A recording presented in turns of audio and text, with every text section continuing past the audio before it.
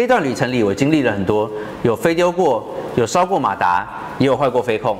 炸机可以说是家常便饭，甚至也有整台掉到河里面，或者是献祭给山神过。你有没有看过这种影片？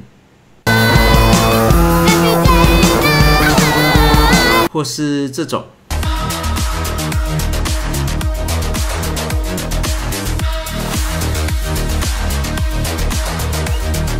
或是有没有在河滨公园看过有人戴着一个3D 眼镜，然后再飞一种很快的无人机，然后好奇，这是什么啊？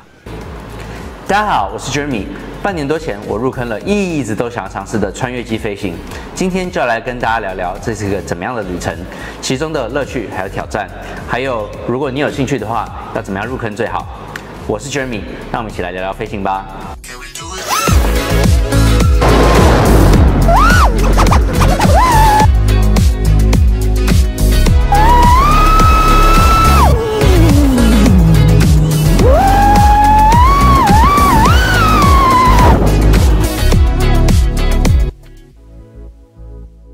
几年前，我在 YouTube 第一次看到了穿越机飞行的影片。身为一个爱打电动的科技仔，我当下马上就被圈粉。那种速度，那种视角，看起来好像在玩游戏一样。可是它场景却是在真实世界里面发生。我那时候心里就只有一个想法是：哇，这应该是很专业的人受过特别训练才有办法做到的事情吧。虽然我是很有兴趣啦，但是，对，那时候我就觉得应该是没有什么机会可以接触得到这种东西啦，然后也从来没有想过自己有一天可以入坑。FPV 就这样被我封存在了记忆的角落。去年底的时候，身为一个科技宅的我，赶流行买了一台 DJI 的 Neo， 想说可以跟女朋友一起出去游山玩水啊，骑脚踏车的时候可以一起自拍，记录一下生活。然后又因为 Neo 的关系，无意间看到了 Avatar 的影片，才发现说，哇靠，这不是以前看过的那种穿越飞行吗？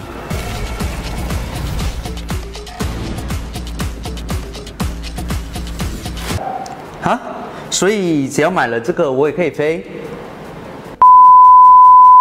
那时候我女朋友正要去参加一个脚踏车比赛，我马上就在 Facebook 入手了一台2手的 Avatar 2，想说如果飞行真的这么简单的话，那我是不是也可以去飞，帮她拍一点有趣的影片呢？不得不说 ，Avatar 2真的是一台非常智能的飞机。我在拿到机子以后，过2天就是她的脚踏车比赛。我在短短的1-2天的练习下，马上就可以顺利的用它的体感摇杆捕捉到我女朋友在脚踏车比赛里很多有趣的画面。后来也带着 Avatar 到处玩、到处飞，体验了第一人称飞行的乐趣。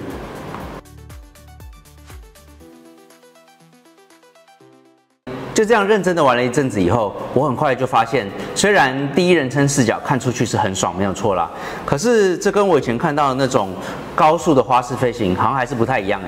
这时候才知道，要解锁那种真正自由自在的飞行，必须关闭飞机所有的智能功能，完全自己手动掌握飞机的各种角度，还有推力。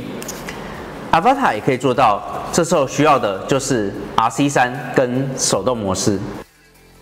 等一下，忘了告诉你，要玩手动模式，除了 RC3 以外，还有一个必买的东西，那就是模拟器。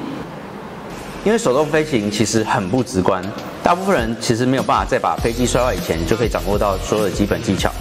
这时候就需要借助模拟器，先学会基本的平衡，还有简单飞行，算是一种花小钱省大钱的方式。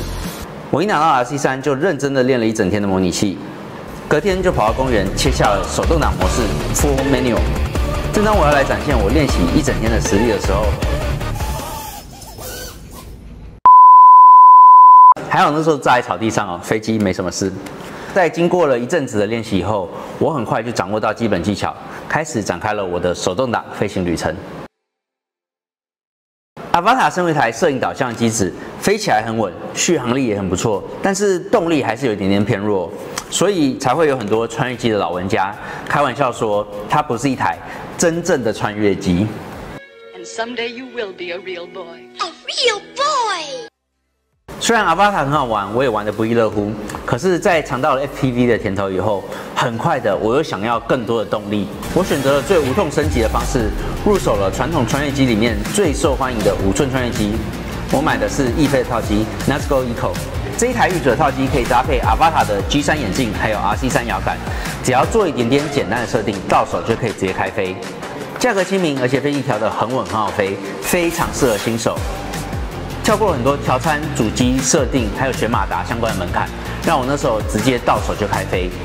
先开始享受飞行的乐趣，再回头慢慢学习怎么样修飞机，怎么样调整参数。5寸的动力真的很不一样。从此我就打开了穿越机世界的大门，也试了6寸的远航机、2寸的小机、5寸的竞速机。目前行进于上个月我第一台自主的花飞机。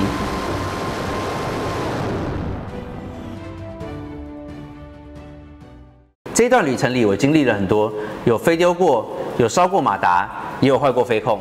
炸机可以说是家常便饭，甚至也有整台掉到河里面，或者是献祭给山神过。但是也是在这中间，我学会了怎么样去焊马达，怎么样保护电池，怎么样装跟怎么设定 GPS， 怎么去修飞机，还有怎么调整飞机来符合自己的飞行风格。也才知道不同马达 KV 值、不同的桨叶、不一样的起飞重量对飞行手感的差异。每一次的维修、调整、测试，都是让我未来飞行更上一层楼的养分。我觉得 FPV 最让人上瘾的地方，就是它永远都有学不完的知识。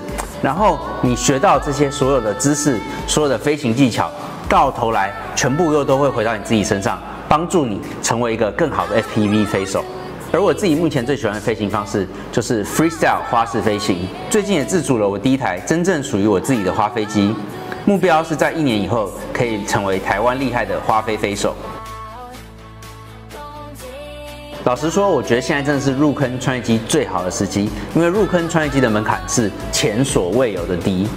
我推荐大家跟我一样从 Avata 2入坑。体感摇杆超好飞，适合新手，也可以给家人朋友拿去玩。等到你飞顺了、上手了，这时候再买 RC3，开始慢慢练习手动挡，开始进阶的飞行模式。万一你很不幸，你觉得好，真的没有兴趣，或者是说你飞了会头晕，没有办法克服，没关系 ，Avata 2二手的行情也很不错，要卖掉也很简单。然后要切进传统穿越机的门槛也比以前低了非常多。不需要先学焊接，不需要先去学调参，直接买 BNF 的套机，到手就直接开始飞。可以一边飞，再一边慢慢去学怎么焊接，怎么选马达，怎么挑桨叶，怎么样帮你的飞机做设定，然后再慢慢摸索出属于你自己专属的飞行风格。我的频道每次会用5到8分钟，深入浅出的分享我在 FPV 里面学到的东西。下2支影片分别会介绍穿越机跟传统航拍的差异，还有不同的穿越机以及不同的飞行流派。如果有兴趣的话，麻烦你订阅我一下，我会推出更多有趣的知识性内容。也欢迎追踪我的 IG， 那边会有更多我的日常飞行，还有我的日常炸机。我也想知道你第一次接触 FPV 是什么时候呢？你是怎么入坑的啊？还是现在正在观望要不要入坑？在底下留言区告诉我吧，我会尽量回复每一则留言。我是 Jeremy， 我们空中见。